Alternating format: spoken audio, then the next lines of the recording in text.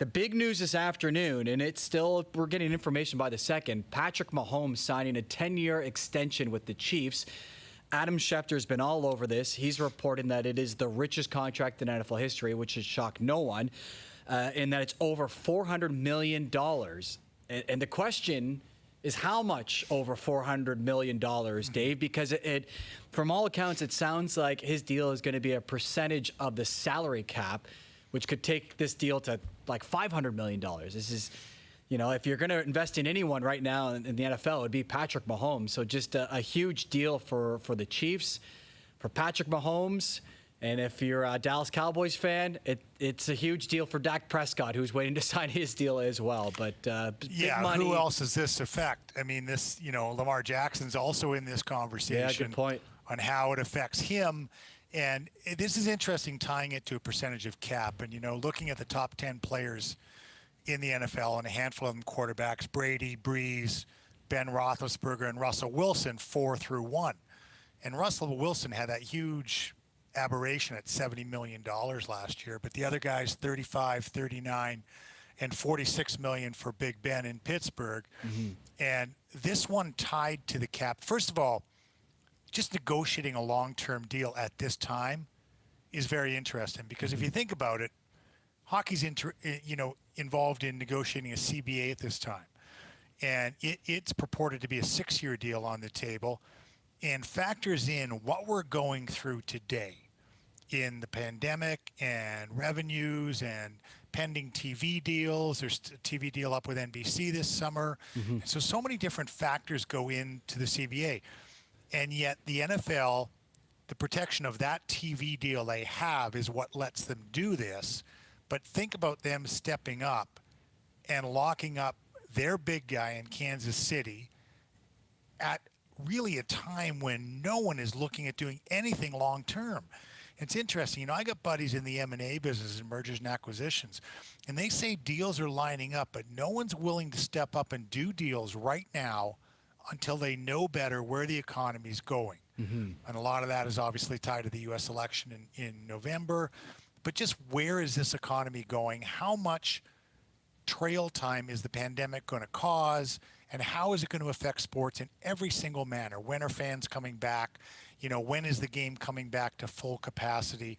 And yet Kansas City steps up, and when you think the player would be at his most vulnerable, it appears that Patrick Mahomes has negotiated an absolute home run of a contract. Now, he had 2 years left on his deal, yes, if I'm correct. You're right. So this is a 10-year extension past that. Yeah. Or restructuring part of that. So it's really 12 years that he is signed to be with the Kansas City Chiefs. Really remarkable. Yeah, really remarkable. And speaks to a lot of things, the age, how he fits into that organization, how he fits into the league, what they feel about him. And this is, Mark, this is not based on potential. This is based on what he's already done and what they know he can do.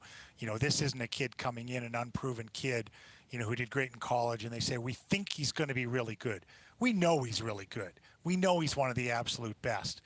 And yet injuries in that league, so many different factors. How much of the money is guaranteed is such a big deal in the NFL, and huge parts of this deal will be guaranteed, clearly. So an interesting day in a time in sport when no one really wants to step up and spend money of any sort because of the uncertainty. Well, yeah, it'd be so scary to sign any kind of check like that. And I know it's Patrick Mahomes, and I know he's a Super Bowl champion.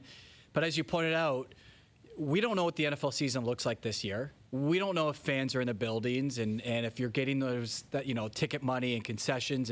And you're right. There's a huge pot of money that comes from television revenue, and they can rely on that more than the NHL can. But still, 400, 450, whatever it is, it's so much money on one player. And the benefit of the Chiefs is that they've won a Super Bowl with him, and they won one on a cheaper deal. And a team like the Cowboys didn't get that out of Dak Prescott. We'll see if the Ravens can do it with Lamar Jackson as he works towards a deal in the coming years. But yeah, like there's no escrow in the NFL. Like we're looking at all the details that Bob McKenzie reported on Canada Day about this new CBA, and the salary cap being flatlined. really to save teams, because it would be total chaos if they didn't do it that way. But the amount of debt essentially that the players have to pay back to the owners, because the business in mid-March blew up in their faces. And Right. and the NFL, different time of the year, and they're going to try to start in early September. They're going to try to start with some fans in the building. I don't know how they could possibly do that with what's going on in the States, but they're affected one way or another. And to really calculate all those numbers would be so tough.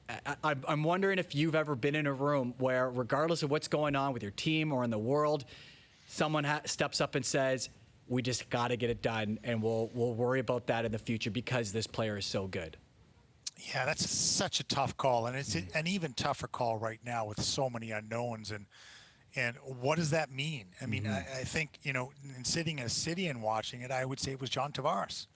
It was John Tavares at a time when the young kids looming in not maybe as much Nylander at the time, but in Marner and Matthews, proven commodities that were coming. They knew that it was going to affect those two players specifically. They knew it was going to affect the total salary structure of their team. And yet we watched, and they just said, we're going to do whatever has to be done to bring John Tavares here. And they did it, and it has affected the other pieces greatly. I like the tying of this to the salary cap. And, it's so funny. They have, and we've talked to Marcellus Wiley about this, they have the franchise tag in the NFL. And so if you do, you're one of the top paid 5 players at that position, I believe. And it essentially holds on to your rights for the team until you can potentially negotiate a longer-term deal, because it's a 1-year franchise tag.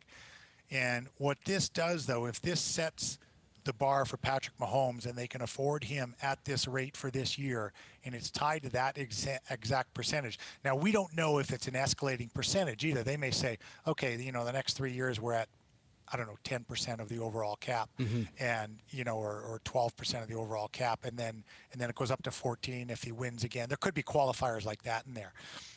It's a very, very complicated deal, obviously, and to say it's over $400 million is interesting, because Mike Trout has the largest deal to date in Major League sports, and that is 400 and change. And so we'll see if that surpasses that contract in baseball. And yet, when Mike Trout got that, obviously no team success out there. A lot of individual success, but no team success. And the impact a quarterback has on his team, a winning quarterback in the NFL, maybe is unlike any other position in any other sport. And there has to be confidence about the salary cap and how far up the salary cap will go in the span of this deal, and just, well, their TV deal is so overwhelmingly positive for those teams, and and their revenue sharing again. The look at the way the revenue is shared amongst the NFL. That's why a team like Green Bay in a city of 100,000 can compete with the New York Giants or the Dallas Cowboys. Yeah, and so that gives them that certainty in Kansas City that they can do what they have to do to meet that. Yeah. So Patrick Mahomes striking it rich with this deal, reported by Adam Schefter.